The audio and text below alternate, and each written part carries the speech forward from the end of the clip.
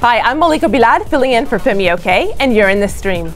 Today, is Libya in a free fall, heading towards a civil war?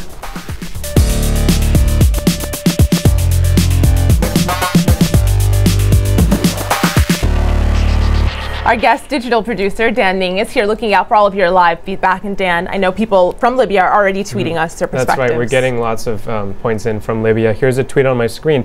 Mohammed writes, "It's been a mess the past 2 months. People suffered shortages in supplies and fuel, some caught in the middle of shelling and forced to flee." So that is one view. Of course, we want to hear from people across the country. What is life like in Libya right now? Tweet me with the hashtag AJStream.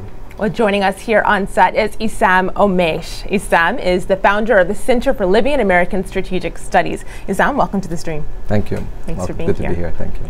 Now, we'll hear more from Issam in just a few moments, but first, the news never stops. Here's just a few of the stories we're keeping up with on Twitter.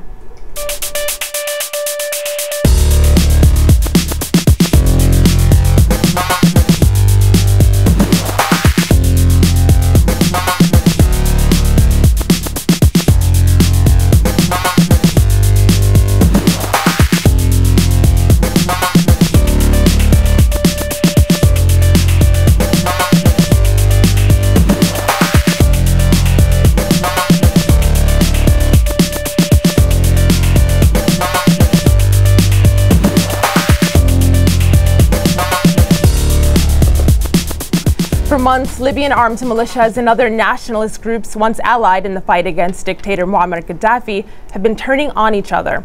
The skirmishes have escalated recently into a full-scaled armed conflict. On Monday, Libya's elected House of Representatives reappointed Abdullah al-Thinni as prime minister and tasked him with forming a new cabinet. Because they've admittedly lost control of Tripoli, that government has set up in Tobruk. Libyan Dawn, a loose alliance of Islamist militias, is in control of Tripoli, creating a de facto partition in the country and adding to the confusion. Libyan Dawn was targeted by airstrikes in August. The U.S. says Egypt and the UAE were behind those attacks. That's a charge Cairo denies. So is the country heading towards civil war? And are the deep political divisions also exposing a growing rift between regional Arab states? Well, to discuss these developments and much more, I'm joined by Karim Mizran. He's a senior fellow at the Atlantic Council's Rafiq Hariri Center for the Middle East. From California, Abdelmonem El-Yassir, a member of Libya's General National Congress.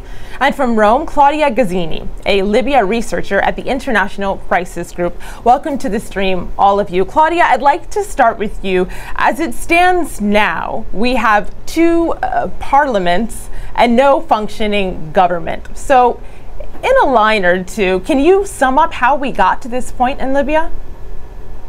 Well, the divides in Libya run deep in the public opinion, on the security sector, and in politics. So we got to this two legislatures because public opinion initially was very divided on the trajectory of the country. One side blamed the Islamists of dominating the former Congress, of dominating the security sector, and supported new elections and eventually supported this parliament that was installed in August in Tobruk. And this parliament stands behind those security forces that are more openly anti-Islamist and have launched a security operation, a military operation called Operation Dignity, which purports to target extremists in Libya. Another faction instead doesn't think that Libya's problems lie in the Islamists and actually argues that targeting Islamists in such a broad way is counterproductive. And they caution the Tobruk parliament and armed groups affiliated with them against doing so. And this group does not at the moment recognize the authority of the Tobruk parliament and instead has asked the former Congress to come back and take on the reins of the state temporarily until the Tobruk government revisits some of its early decisions. They claim that the early decisions of this parliament are not legitimate because they had asked for foreign intervention and they oppose foreign intervention.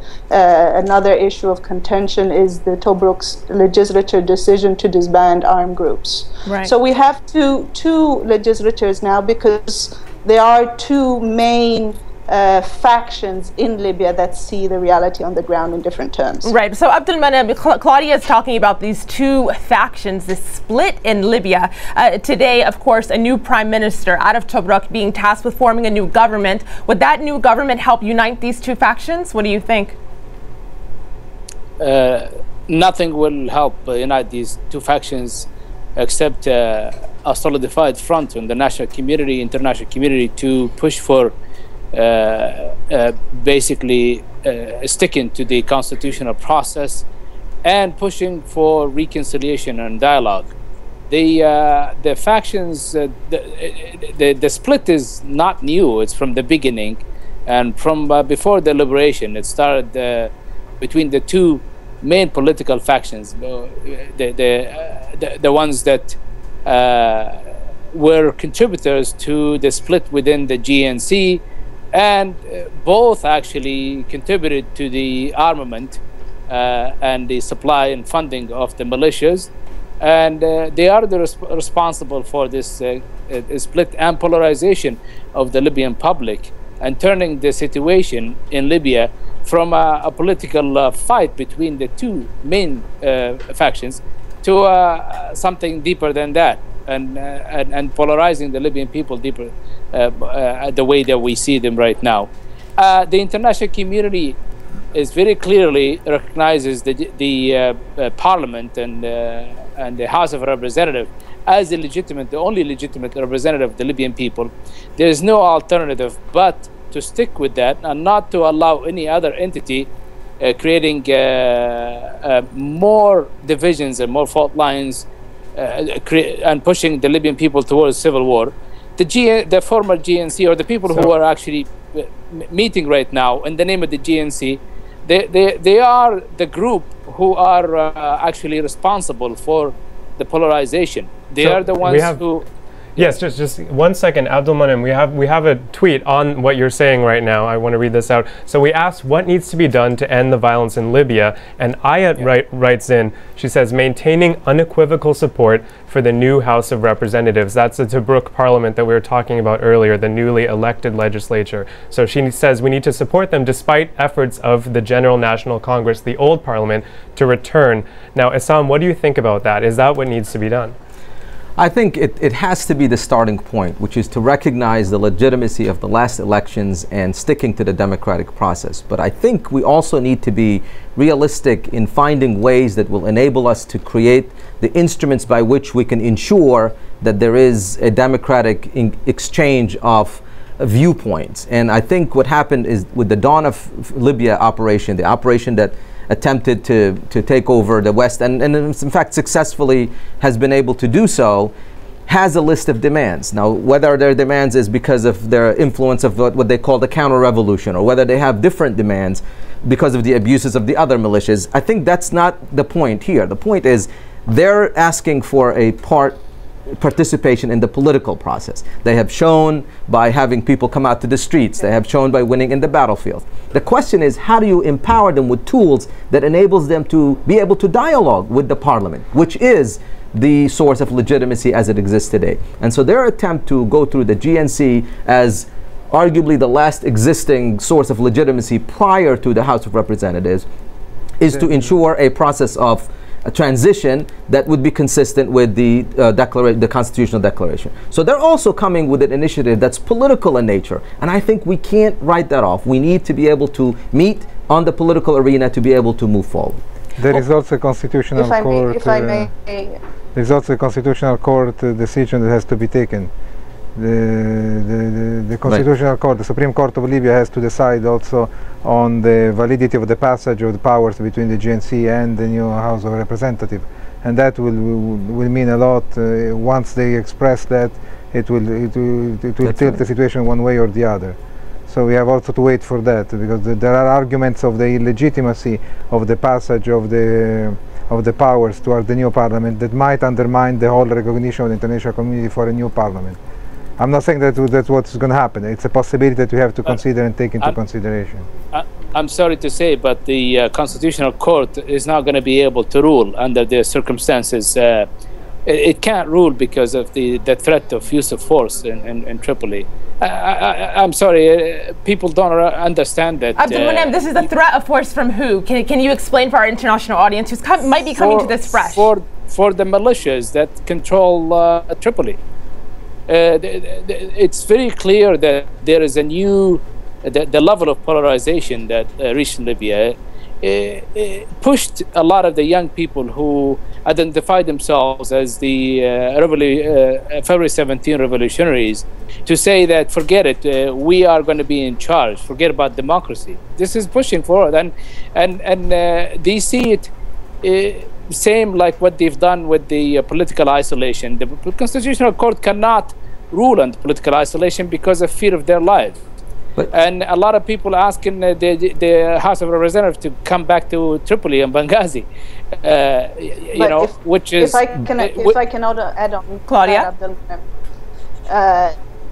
Yes, if I can add on that, there is a positive precedent that the Constitutional Court of Libya has set only a few months ago when it ruled against the election of the Prime Minister-elect Ahmed. There was an exception and declared it unconstitutional. We agree that for controversial cases like the political isolation law, no ruling has been delivered. But for a political case. But it's that very reason, Abdul-Munim, that we need to avoid, which is if we're going to allow the revolutionaries to go to a revolutionary council, cancel the parliament, cancel the elections, then we are heading surely towards a dead end. We need to be clear and consistent with everybody that there is no alternative to dialogue, reconciliation, following the constitutional process. There's a lot of people, and I'm afraid there's a lot of politicians, and you know, Isam, that went back to Libya there, and they are in Libya, and they are taking sides to a war. And this is the stuff that I've been talking about for the last 2 years, is that if civil war is inevitable if we do not go back and push for reconciliation and armament, and convince everybody that armed revolution, armed struggle is only a last resort, and that was done back in 2011. And by the end of the Declaration of Liberation, it was Abdul-Munim, what you're saying is great. You're saying that armed struggle should be a last resort and that civil war is inevitable. But for the past 3 years, what we've seen is infighting among militia groups. Claudia, are we already in a civil war? Claudia? That's always the million-dollar question. We certainly these past 2 months have seen the signs of a civil war. A civil war that took place in Tripoli is taking place in Benghazi. Fortunately, though, it hasn't reached the periphery of Libya quite yet. So we're in a limbo situation of, yes, we started civil war, but it could be stopped if we manage to go back to the political process. The problem now, though, is that not all actors agree to that dialogue, even though they might be saying so verbally. But when push comes to shove and you ask them to come around the table and reach a political consensus on the way forward, not all parties do agree on that. And by that, I'm also talking about the democratically elected Tobruk government that feels strong of its electoral legitimacy and does not see any need to compromise. The problem, though, with such a position is that at the moment they don't have the force on the ground. We have to face this reality that the Tobruk parliament and the Tobruk government that was formed today by al-Thinni has full electoral legitimacy, but it is confined to the further eastern area of Libya, and its members are not allowed to go back to Tripoli because they'll be threatened, are not able to travel around most of Western Libya because they'll be threatened. So they face a problem of force. So they are legitimate. I don't think even the members of the former parliament, the GNC, are questioning the electoral legitimacy of the recent elections, but they're asking for the Tobruk parliament to reach a consensual agreement on the path ahead. Right. All right. Also because this parliament is doing exactly what the GNC was doing at the same time. Instead of 200 members, it's reduced to 106, 107. Exiled in Tobruk, and the decisions are taken with 60, 65, 70 people majority. So we were contesting the validity of this when the GNC was doing that. and now the new House of Representatives is doing exactly the same thing. So there is also a problem of representation in this instance. So that's the polarization again. There is a consistent effort to polarize further and further. Exactly. And a breakdown of both the House of Representatives, just like the GNC broke down. The issue right now is to push everybody towards refrain back or pushing back from the antagonistic attitude of war and fighting. So the House of Representatives has to take a position with respect to the dignity operation, and I think that's happening with the appointment of a new chief of staff and stopping all military operations. But they haven't condemned it. They have yet to condemn it. Yeah, they didn't condemn it, and they have appointed somebody who's very aligned with Haftar, in fact. fact. Yeah, exactly. So that's a big mistake. I want to pause you all right here. I want to pause you here, and I love this discussion, but I want to get our online community in because they have a lot to say about what we're talking about. So that's right. And Abdul Monem, I want to pose this tweet to you. So Libya Break News tweeted in, right now the militias know that they are stronger than the state militarily, and then this person adds, apart from the fighter jets, of course. What do you think about that? What incentive is there if this is true? Is this true? It is a recipe for civil war. Basically, with the emergence or the interference from regional powers, that are concerned about Libya being taken in one direction or another, that might be against them. Libyans find themselves again under the mercy of international illegal intervention. I'm not talking about the international open intervention or assistance. I'm talking about people who end up taking sides and arming sides against each other. That's pretty dangerous. But we need to go back to the basics of saying, okay, the armed revolution that took out the former regime, it's over.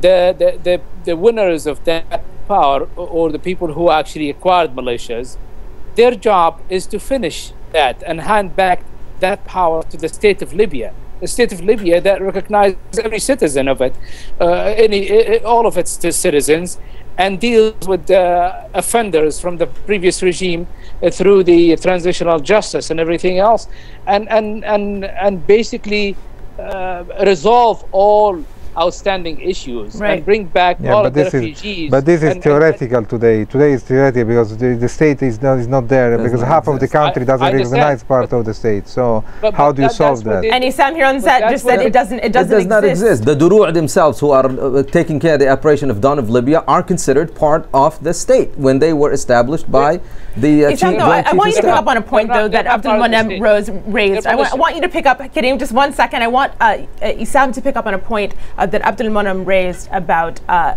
intervention. We've heard the words proxy war being thrown around. We of course saw the airstrikes in August. What are the implications of that for the stability of Libya? It clearly polarizes further. It clearly creates more sides aligned by these outside powers who are playing their proxy wars in Libya, and it's very detrimental to the progress of Libya. I think, like Dr. Min'am said, the intervention of the international community, when there is consensus and when there is force applied through that consensus, I think it helped. The vast majority would be to help the cause of Libya. But these regional powers, or these powers that are aligning themselves with factional groups within Libya, are clearly detrimental to the progress of Libya, and in fact will push us further. But in some cases, they're also being invited. Karim, is that not true?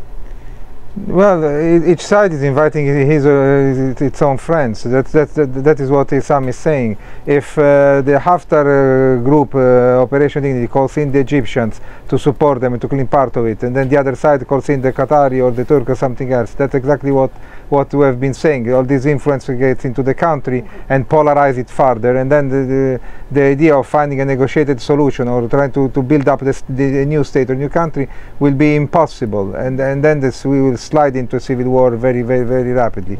The message has to be sent out there that this foreign country has to stay out of the picture, and the international community, represented by the United Nations, has to have all the power, all the centralized authority to intervene in the middle on behalf of the Libyan people to compel these two sides to get down to negotiate a solution. On that point, and exactly what you're saying, we have a tweet right now. So we asked about the UN Security Council resolution about a ceasefire in Libya, calling for a ceasefire, and Nagalim tweeted at us. She said, first, it must censure its members who are fighting a proxy war in Libya. So, Claudia, I'd like to pose that to you. Is that the root cause of this problem? Is that what's fueling the fire? Well, there is certainly a regional polarization that reflects the polarization that we see in Libya as well. But actually calling it a proxy war would imply that though the external actors are initiating the battle and using Libya as a battlefield. In Libya's case, it's somewhat different. It's the local actors themselves that are as polarized as the regional actors and seem to be calling in support. So there is a sort of a domestic angle to it, where it's the domestic actors which are tapping into the pre-existing regional divides in order to support each other's factions. True. Well, in bridging those pre-existing divides, Abdul Manam, you mentioned earlier that what is needed is consensus building. Is that happening? Consensus building inside Libya, right? Or inside Libya? Yes, of course. That's what's needed to happen. But what the problem is that the warring factions, the two political sides that have been in a struggle against each other to take over Libya, that's the basic bottom line. They have managed to polarize the Libyan people now to a level that is so dangerous. And unfortunately, the international community has been very slow and in many ways did not do what was supposed to be done immediately after the liberation, which is take responsibility for the armament that's around. If there is political fighting between different groups in a country, that's okay if there are no militias. But when there are militias and there is people ready to fight, that is very dangerous. That's a cocktail for a civil war. Now, what the international community should do is actually not allow any country out there to be in a splinter by itself and interfere in Libya, but gather international consensus, bring everybody to a main cause of helping Libya get out of this crisis and this that it is in through. The first step is to this UN Security Council resolution. This is a very good first step. Right. Let's start by that and push everybody towards helping the Libyan people get to the table, all of these parties. So, Issam, you heard Abdul Manam give his prescription. I'm going to pause you there because I want us to pick up on what you're saying. You heard him give his prescriptions for what should happen. Does the U.S. have a role in that happening? I think the U.S. has proven to be one of the leaders of the intervention in Libya, whether even as they took the back seat and NATO was taking the forefront. And I think the U.S. still has the capital, both human and otherwise, to be able to deliver a lot in Libya. And I hope that their ability to look at the factions and look for the roadmap moving ahead, it has to start with ceasing the violence. It has to create the incentives on all the political actors to find the common ground for them to move forward. I think the UN's role, in fact, the US's support can be through the UN because that is the more acceptable, no doubt, way of doing it in Libya. I think the polarization along even superpowers or major countries intervening will be not well perceived in Libya. So the UN stands to play that big role, again, with the big support of the US. We can talk about that role more in the post-show. Do you have an ending tweet from our community? Yes, Dan? I'd like to give the last word here to Mohammed on Twitter. He writes in, we asked, what changes do you want to see in the near future? He says, end of chaos and better life conditions for us Libyans. Simple as that. Yeah. I think that's a hope that we all have. Now stay with us. Our post show is next, where we'll continue this discussion on Libya at stream.aljazeera.com. Now on the next show, in Tanzania, people with albinism are being attacked for their body parts. We'll look into the reasons why violence against the albino community persists. And until then, we'll see you online.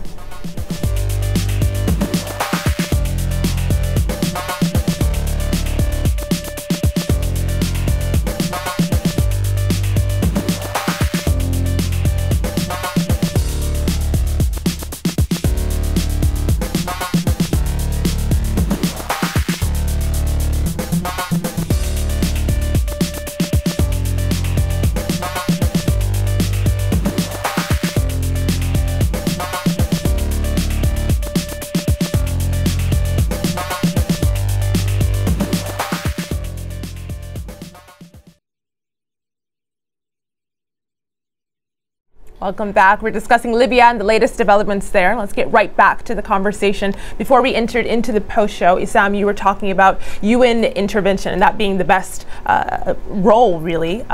Claudia, I'd like you to pick up on that and whether or not you think that that is the solution. I think there are practical problems to advocating a UN intervention and also realistic issues about the international appetite for such an intervention.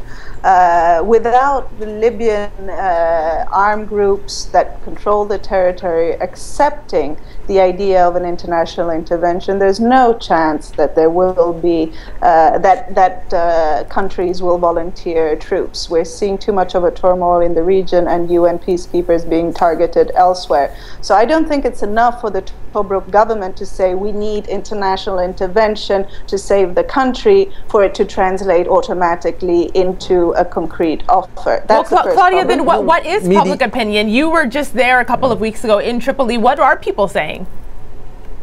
Generally, public opinion across the country has traditionally been against the idea of boots on the ground in Libya. Mediation more so than. Yeah, exactly. So you know, in 2011, the NATO air bombing was an exception to Libyans' traditional hesitancy to welcome foreign troops and foreign support. The role of the international community at this point is to put pressure on the various groups to reach the political dialogue. I think the recent UN resolution is a good step forward because it threatens sanctions against those groups that use violence in the upcoming future. So there is a stick finally, but it's Libyans themselves have to get to that point where they agree on dialoguing and making compromises.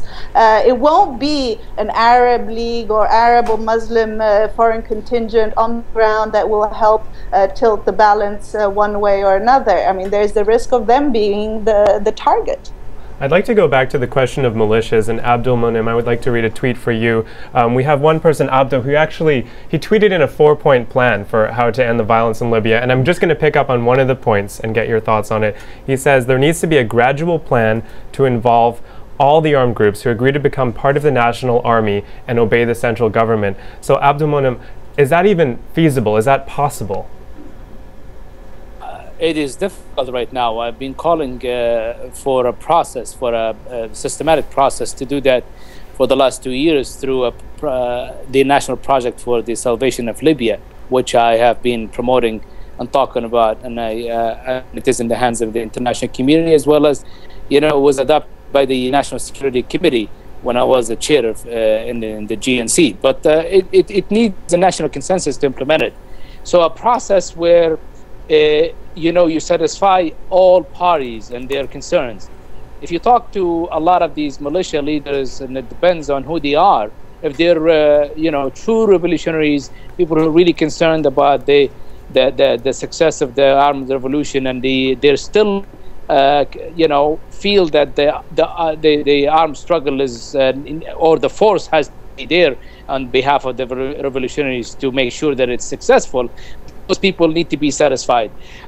There's others, and how we satisfy them? Satisfy them by ensuring that there is an actual transition from a militia state to an actual state that has a professional armed forces that actually integrates the part of the militias in a systematic way and has a full control on behalf of the by the elected government, by the people. But we are always going in circles around the same issue. That is, we all agree that to solve the situation in Libya, there must be an agreement between the House of Representatives and the Misrata-led alliance to create a national unity government that is strong enough to create an army. The real problem is, how do you motivate both sides who are now, one is winning on the ground, the other one is maybe preparing a counter-offensive or continuing the fight in Benghazi, to decide to get down to the table? Because if each side is militarizing its own position, where is the stick that forces them to decide to get into a hurting stalemate, so that the two sides decide, okay, we cannot stay in this situation, we have to negotiate? You asked a question, Abdul Monem. Does that sound like an answer? Do you have an answer to that question?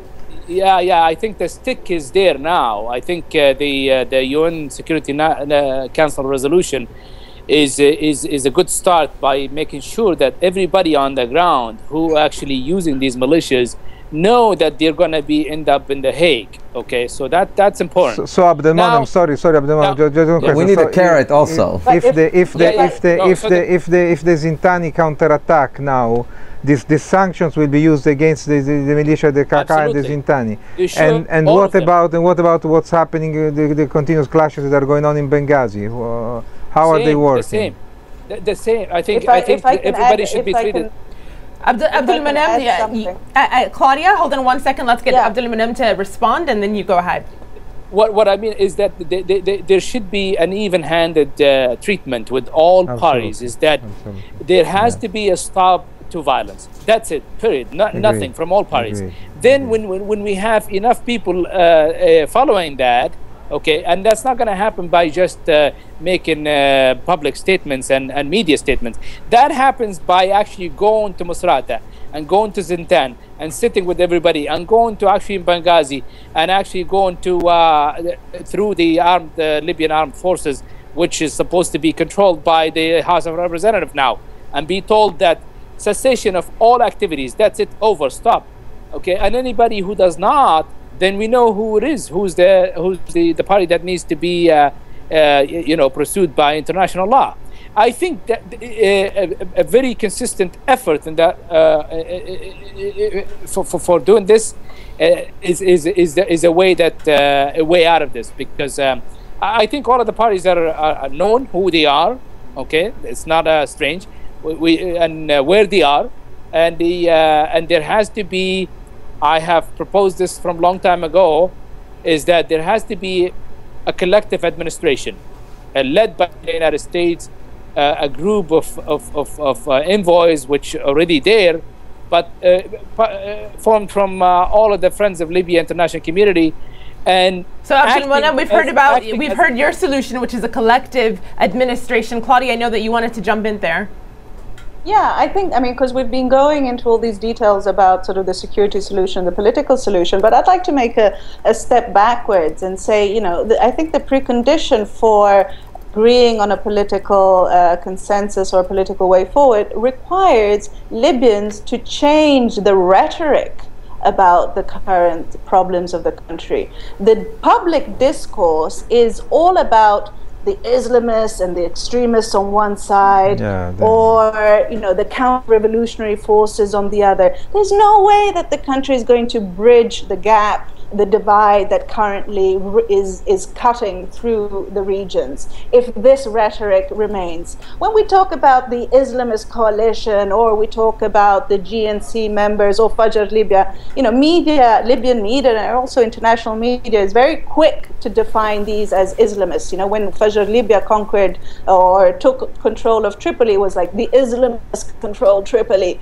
These realities are much more complex. Certainly there is an Islamist group in this coalition, but people and groups are part of this coalition for different reasons, tribal rivalries, personal rivalries, and so on, and same for the other side. So we need to debunk these constructions. Okay, I'd like to bring Assam back into the conversation. So we have a tweet here. Akash tweets in, people find it difficult to adjust to power sharing arrangements, leaders and followers alike. So do you think that's true, and why is that? Is it seen as a winner-take-all system, and what's behind that? I mean, I think it's the inheritance of 42 years of autocratic rule, unfortunately. Libyans haven't learned to work through a political process, resolve their differences through a political process. And we're seeing that. And that's why the biggest, I think, if you may, sin or the sentinel event that tipped the balance was the use of violence that started in May with General Haftar and what followed.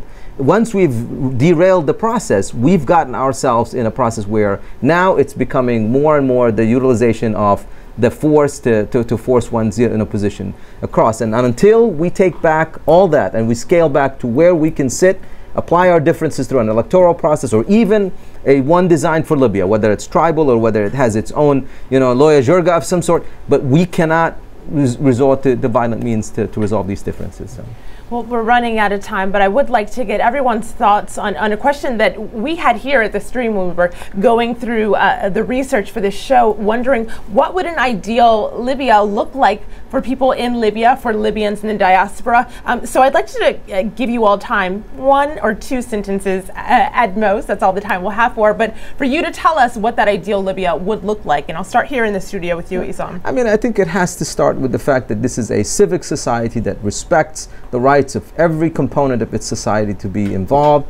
It's one that respects the traditions and the religious values of the nation, and so that's an inclusive discussion, and it's one that is looking to be part of the international community as an effective partner and as somebody who wants to create the prosperity for its own people. Karim? Yes, a united country based on a strong sense of identity and the role that the country should play in the world, democratic in the sense of republican, and open to all aspects of its society. And Claudia? I'd wish for Libya to be a rich country, for oil exports to go back to their pre-war levels, and to have a government, whatever form, or parliament, whatever form the new constitution gives it, that is able to deliver services that Libyans want. And Abdul Monem?